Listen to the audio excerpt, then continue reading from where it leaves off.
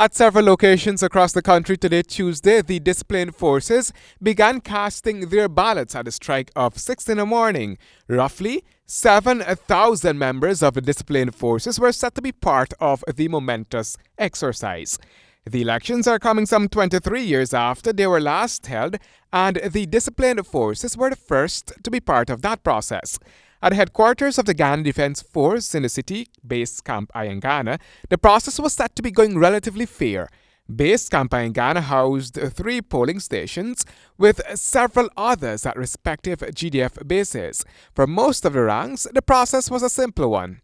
Basically, I just went in, showed them my ID card, they call out my name and my ID number and direct me to the polling station, which the girl explained to me that there's the paper inside of this paper here. She said at the top mightn't get anybody, nor at the bottom, depends on the area you live with. Don't think anybody's running for there. So if they have any there, just vote at the top, vote at the bottom, staple it, come back, duck your hand in the ink and throw it in a box they have there. So it was basically like the general elections. Yes, it was like the general election.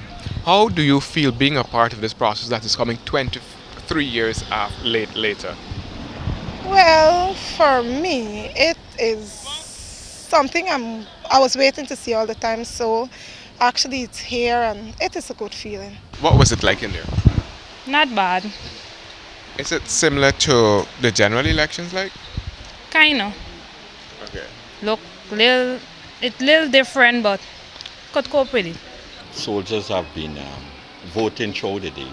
We started this morning as early as 6 o'clock, and soldiers have been voting. A number of them have been going to the various points and they've been exercising the franchise and they've been voting. Yeah, you have to vote. It's like, like a choice. You have to vote. At least you need a change, Yes, you have to vote. Over the Ghana Prison Service, where the numbers are the smallest of the disciplined forces, the process was likewise the same.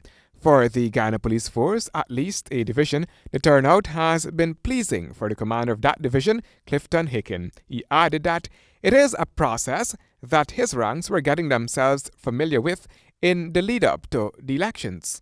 In preparation for the local government election, both joint services and the real day, which is 18th, we had our structure through the policies of the force where policemen and women were allocated through our SOA1 staff officer, and she placed people in different areas for ease and simplicity in this whole process. Thus, coming out of that, we were given the list very early in relation to polling places, how many ballots it will be. So we have since sensitized our police in terms of our preparation. We are ready. We had about 4 or 5 instruction classes. So we know for a fact that the police will be voting intermittently because we still have to provide a service to members of the public.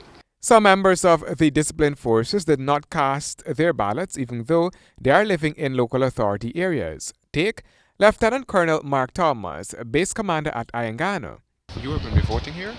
No, I would not be voting here, but I would be voting on election day in my district. Can you say why that is? No, my name was inadvertently left off of the GDF list. I would not be voting here today. Several electoral observers were noticeable making checks on the process following the 18 hours close of polls. The ballot boxes are being taken to a secure location where they will be mixed with those of the March 18 polls. The APNU, when in opposition, had protested unabated for the holding of the elections. It is one of their kept manifesto promises.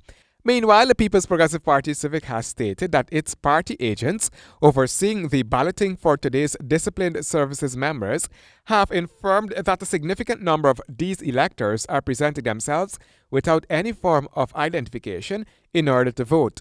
The PPPC views this situation as very alarming. The party is calling on GCOM to vigorously encourage and promote the requirement for the use of the ID card so as to allow for an expeditious and transparent local government elections process. Handel Duncan, HGP Nightly News.